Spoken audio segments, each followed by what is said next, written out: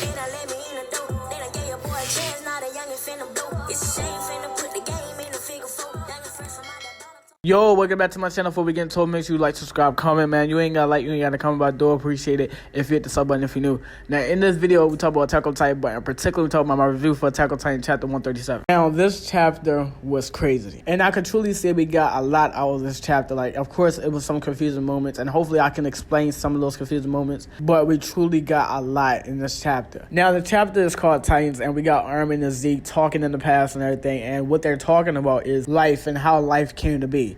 And what Zeke is saying is that the reason why life survived is because of the ability to multiply. Life took on many forms, adapting to all types of environments until it got to human. And in my opinion, this is what I think Zeke is trying to explain to Armin. What Zeke is trying to say is that life clung to all these different things. And some of those things that life clung on to eventually died. You know, it went extinct. And he's saying that the problem happened when life got to humans. And instead of moving on and basically letting life cling to something new, us humans just keep reproducing and making sure that our species doesn't go extinct instead of moving on and letting life cling to something new. And dying going against multiplying. That's why us humans fear death so much, because we won't be able to multiply anymore. And then Zeke says because of that fear of not being able to multiply, Ymir clung to a different type of form of life, and she created an undying body, and she escaped to a world that was free of even death. And even though she was free in this new world and escaped death, she was still attached to the world before. And Zeke couldn't understand why, and Eren did. And that's why Ymir clung to Eren instead of Zeke, because he understood her. He understood what she really wanted. And what she really wanted was another chance at life, because he wasn't happy with the life that she had. That's the whole thing about life, you know. In my opinion, what Zeke is saying is kind of right, but I can't agree with him that life is just about multiplying. It's not what life is about. Life is about coming into this world, knowing that you're free, and have a life that you can be proud of. You know, the life that Ymir had is something that she just could not be proud of. You know, she was born into slavery most likely, and she never had a choice. She was forced to do things. She was forced to have babies. She was forced to kill. She was forced to do so many things. And Zeke couldn't understand why she still did whatever the royal family members wanted. And he couldn't understand that even though she was so powerful, she still did what they wanted, you know, instead of doing what she wanted. And I actually talked about this a while back, and I'm glad that I'm correct. So before Ymir came into contact with this other form of life, she was a slave for the royal family members. And as she walked around, she could see how everybody was living that life to the fullest. You know, they was actually having a life that they could be proud of. And she wasn't having the life that she could be proud of. She's a fucking slave. So she sees these pigs and she sets them free because she felt bad for them. She didn't want them to be like her, you know. She wanted them to actually have a life that they could be proud of. So she set them free. And that's something that she wasn't supposed to do. The king had found out, so he summoned all the slaves and they told on Ymir. And he basically said, you're free. He gave Ymir her freedom. The king sends a bunch of people after her, you know. They're shooting fucking arrows at her. She falls down, and then she looks up and she sees this crazy looking tree. Trying to get away from the people that's after her, she runs into the tree and she falls down into this water, and she comes into contact with another form of life. And this form of life most likely was about to go extinct. Like, it's probably the last of its kind.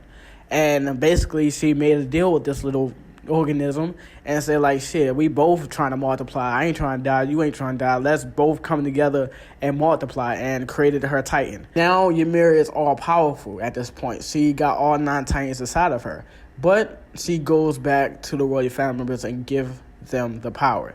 Now, the reason why she goes back is because she thought things could have been different. Maybe she could be granted this life that she could actually be proud of. But instead of being granted this life that she wanted, she was literally given the same life that she already had. But she became a bigger slave. They made her suppress other countries with her Titan powers. They made her create things out of her Titan hardening. And then they made her have babies that she most likely did not want, you know? She wasn't proud of her life. But she kept doing those things because she thought that she was going to be granted a new life. Maybe if I keep doing these things for these people, maybe they're grant me the life that I want, right? And we can see that with the parallel between her and the freckle-faced Ymir. We all know that the freckle-faced Ymir basically said that it felt good being a goddess. But we all know that the original Ymir wasn't looked at as a goddess. She was looked at as a slave, but she wanted that life of a goddess, you know? And that's why you can see her looking at that king and that queen getting married and everything like, damn, that's the life that I want. So she thought that she can get it by doing everything that the king had told her to do, even when she escaped death and escaped to this new world where she was away from everything. She was free, to be honest. And she still did what the king wanted because one day she thought that she'll be granted the life that she wants. She thought that she can have a second chance. She was truly attached to her old life and she really couldn't move on because she died in a way she wasn't proud of. That's the same thing that Eren said. He said, I wouldn't mind dying if I was dying for the right purpose. That's why we still see Irvin and Hanji and every scout that has died and devoted their hearts to the mission. The reason why they still around is because they're trying to see where that sacrifice led to. They're trying to see if they actually could be proud of that sacrifice. Like, damn, okay, our sacrifice went to freedom. Like, damn, I can actually be proud of that. Like, our sacrifice went to the freedom of our people. Okay, I can move on now.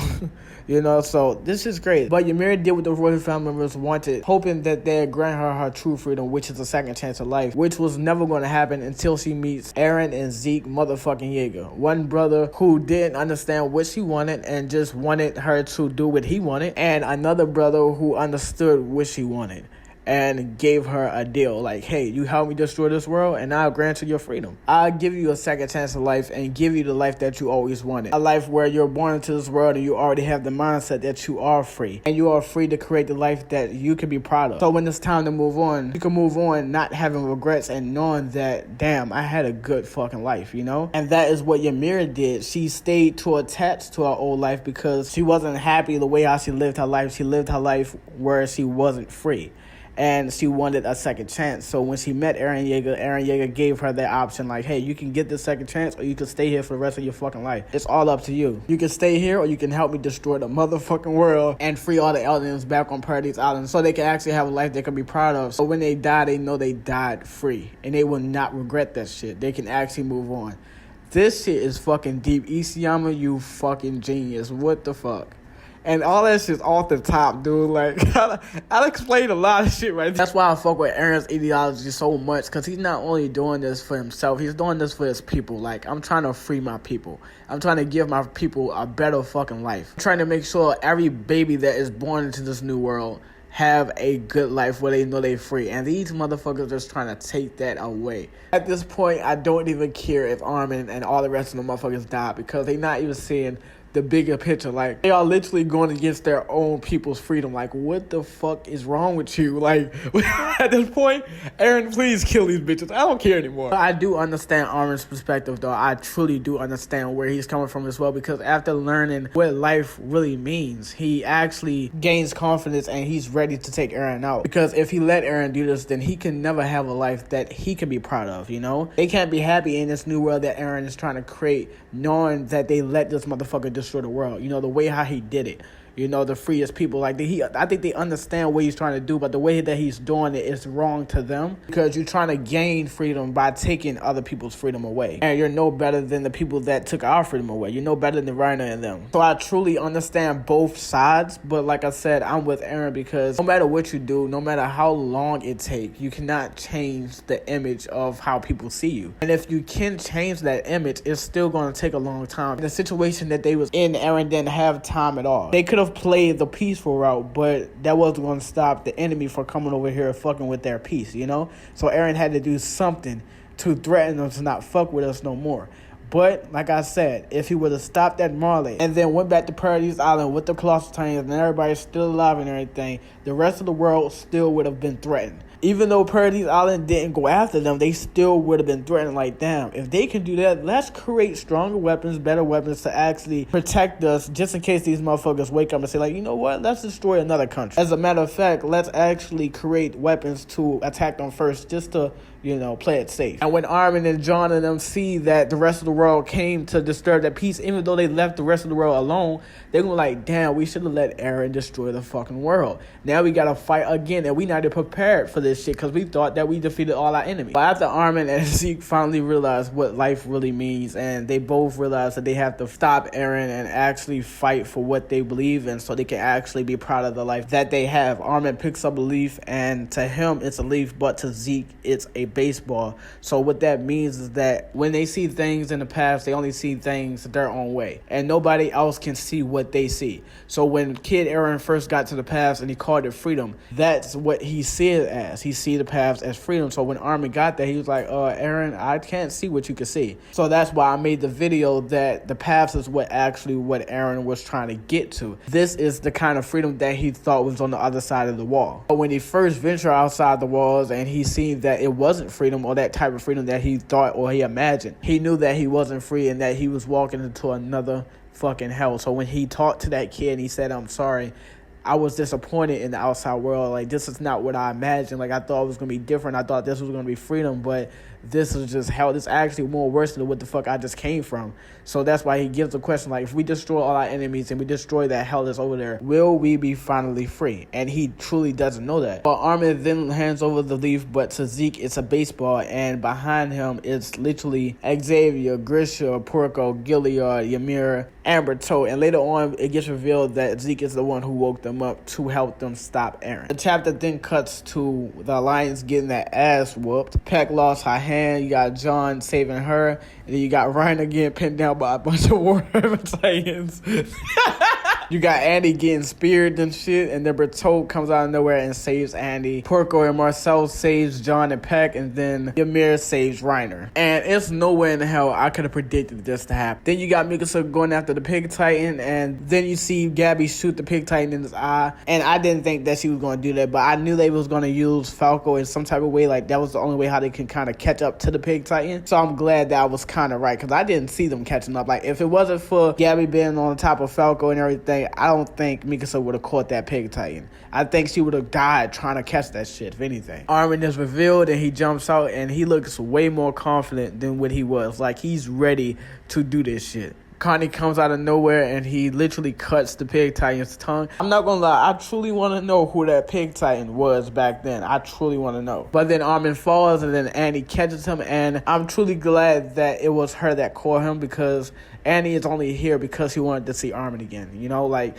Armin is the only one that understood her. Armin is the only one that wanted to talk to her, even when she was inside the crystal and looked at as the enemy. He truly seen the good side of her, unlike anybody else who saw the other side of her, the person that she tried to make everybody think that she really was, when in reality she was like a good ass person, a person that didn't want none of this shit to happen. The only reason why it happened because she was forced to do this by her father, and also forced to do this by Reiner his damn self, because she wanted to go home. She didn't want none of this to happen. She wanted to truly go home. But then you see Armin saying sorry to everybody, and the reason why he's saying sorry is because he is the reason why everybody's in that situation, because he could not let go. He could not abandon his humanity, because he know what that does to you. Like, once you abandon your humanity, you can never come back. But then after that, you got Zeke revealing his location, and this whole time he has been in one of the pillars.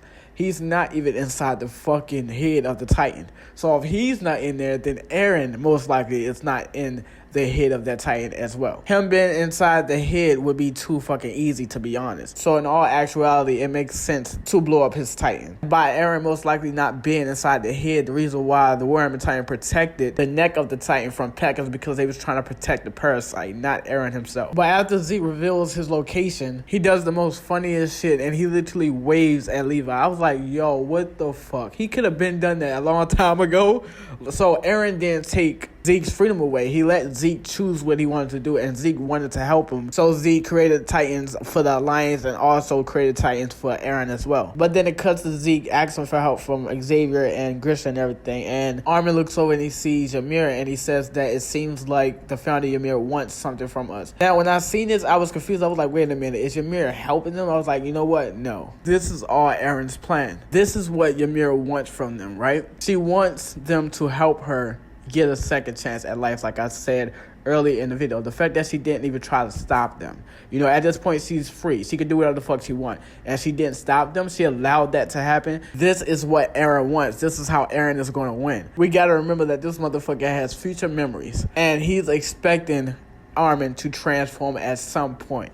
And like I said, the only way how you can cheat death is if he transfers consciousness into his kid self, and Kid Eren is nowhere to be fucking found. He need all this shit to happen because this is how he wins at the end. Like, the Lions got too many dubs in this chapter. Like, everything went too smoothly. They're about to get hyped up in this next chapter, and they're about to get bodied so fucking quick. But then you got Zeke saying to himself, like, damn, this is a beautiful day. And he's saying that he wished that he realized that earlier, but that's too much to ask for, knowing how many people that he killed. And when he says this, I think what he means is that at a young age, he wished that he knew what life really meant. And he wished he could do it all over, but that's asking for too much, knowing all the shit he's done.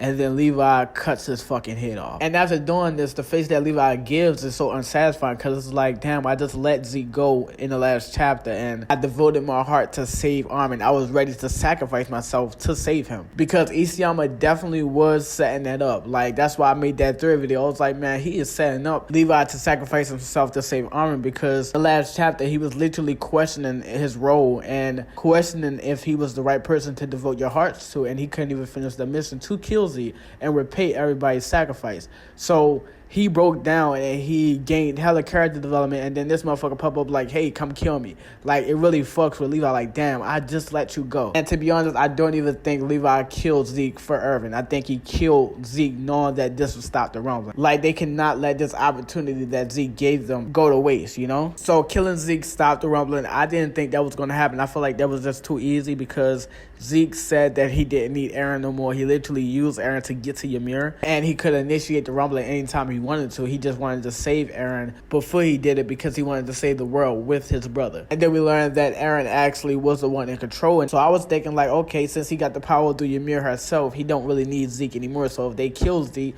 it won't stop the rumbling. But the thing that I don't get, if they kill Zeke and Eren is no longer in contact with Zeke, then how the fuck is his Titan still there? That's one thing that I cannot really wrap my head around. But to be honest, it's probably because of Ymir. But after that, the Lion is protecting John, and John is on his way to blow up Eren's Titan, and he hesitates a little bit, but he still ends up blowing Eren's Titan up. Now, that's something that I predicted in my prediction video, but I didn't predict him to do it. I predicted him to at least hesitate a little bit, and I'm glad that I kind of was right that he was going to hesitate. But he blows up Eren's head, and Eren's head falls down to the ground, and you see the parasite reach out and try to reconnect to it, but Reiner stops it, and he's holding the parasite so that Armin can blow the parasite and Eren's Titan up. Now, let me explain how they just played into Eren's hand and did exactly what he wanted, right? Now, we all know that he's been expecting this, obviously, because he has future memories. So he knows what's going to happen, right? He knew that they was going to go after Zeke because Levi brought up the idea to go after Zeke instead of going after Eren, and that's how they're going to stop the rumbling. So he baited them in, like literally. He made a fake Beast Titan using the power of the Warhammer Titan, knowing that the Alliance will go after Zeke as soon as they see his Titan. They went after his Titan, and they realized that he's not inside the Titan. Now the Alliance get ambushed. Armin gets captured by the Titan, and he gets transported to the past. He then have a conversation with Zeke and convince him to reveal his body and sacrifice himself and let Levi kill him, right? Now, knowing that Eren needs somebody who is a Titan, but also a royal blood to activate the rumbling, you won't believe what Eren has been doing this whole time. This whole time, Eren has been stalling, waiting for Historia to give birth to her fucking daughter. And her daughter is going to be Ymir reincarnated. And now that Zeke got killed, he didn't give up his power to anybody before he got killed. He got killed, and now his power is going to be transferred to a newborn baby, and that baby is going to be Historia's child. This whole time, this motherfucker has been on the island, and he used all that shit as bait, and he's been stalling, waiting for them to kill Zeke, and stalling for Historia to literally give fucking birth. And he is right on the side of this bitch, and he's gonna touch the baby and activate the rumbling. Oh my gosh, bro, they gonna think they fucking won, and they gonna be like, yo, why the rumbling just started? Isayama, you is a fucking genius. Oh my gosh. He has been on Paradise Island this whole time, because if you think about it, when he first transformed, he didn't transform by lightning. He transformed from the ground up. And he's been controlling the Titan from underground this whole time using the power of the Warhammer Titan. It's a reason why he got that shit. And I was like, yo, that has to come into play. The fact that he never utilized that. Like, how you going to give him the power and he's never going to use the best part of the Warhammer Titan, which is to control your Titan from underground without having to be inside the Titan. Now, the biggest weakness that the Warhammer Titan has is that the cord that connects the crystal to the Titan is very visible. You can see that shit. So what if Eren found a way how to hide it, you know? If you think about the Titans that's on his back, some of those Titans doesn't have a cord that connects them to Eren. Some of the Titans do, but some of them don't, you know? So you have to keep that in mind. So maybe he learned how to hide it or just transform the Titans and himself without the cord. That can be possible. And we have to remember, this is the first time we actually can see the Warhammer Titan as full potential, because when we say the Warhammer Titan's name, we immediately think of Willie Tyber's sister. We gotta remember that they most likely did not train with the Titan to get it to its full potential. That time when Eren was fighting her, that's probably the first time she ever been in the fight using the power of the Warhammer Titan. We gotta remember that Eren was studying the Warhammer Titan and how it worked before he took it. He was like, okay, now I get it. The Warhammer Titan transformed from the ground up. And when he transformed into his founding Titan, he didn't get struck by lightning like every other Titan. He materialized from the ground up. So I want to believe that this motherfucker has been controlling his Titan underground using the power of the Warhammer Titan. Like, you can't just give him that power and then have him not use the best part of the Warhammer Titan, which is to control your Titan from underground. You can't just have him have that power for him to never use that. So this motherfucker has been stalling time for Historia to give birth, and as soon as they killed Zeke, his power transferred to the baby. And he's going to be right there as soon as Historia give birth, and he's going to touch the baby saying, you're free, and reactivate the fucking rumbling. Isayama, what the fuck? The only way the Alliance can get back to Paradise Island is Falco. But I don't see them retreating just yet. They fought too hard to stop Eren just to retreat now. And especially because Falco has to show why he's so important. Isayama has to explain why Falco has memories before he becomes a Titan. Why he has future memories of him flying in the air. Or that could have been Eren memories, because we know Eren is a bird and shit like that. Because Eren has future memories of Falco reaching out to that bird. And somehow Eren has the ability to basically look from the perspective of birds and shit. So essentially, he wasn't even reaching out to that bird. He was reaching out to Eren. So he has to explain that, but he also has to explain why we see future Eren as Falco's shadow. And why is it switching back and forth from Falco to Eren. He truly has to explain why Falco is so important. Why is he so focused on, you know? He has to explain that. And then he has to explain to see later. And the only way they can get to Paradise Island is Falco. So I do believe Falco's going to stay alive. I do see Gabby staying alive. I see Mikasa staying alive, and most likely Armin. Everybody else, I feel like they're going to die. The only way they can get back to Paradise Island is Falco. That's the only way they can get back to Paradise Island. That's why I don't see him dying. Mikasa has to say see you later, so I don't see her dying either. So at some point, Mikasa's going to meet up with Eren at that tree, and she's going to kill him, and then he's going to reset time, because none of that is supposed to fucking happen. He probably thought that they died. Isayama, you motherfucker. Now, I'm not going to lie, I just realized something. Like, Mikasa was kind of okay with them blowing up Eren.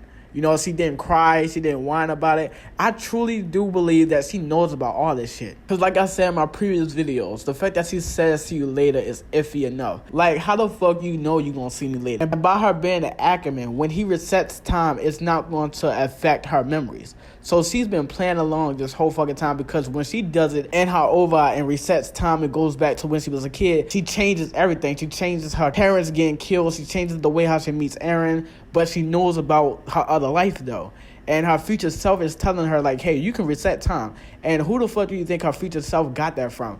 Eren motherfucking Yeager. I truly think I need to make that video. I've been putting it off because it sounds like a reach. But the fact that she wasn't crying or whining off of Eren getting blown up, it seems like she knows about this shit. And like I said, her saying see you later is iffy enough. When Eren reset time, most likely it doesn't affect her memories, and she somewhat knows what Eren is going to do. And she just playing along this whole time. I don't know. I think I really need to make that video. Like I said, I've been hesitant to make that video because it sounds like a reach.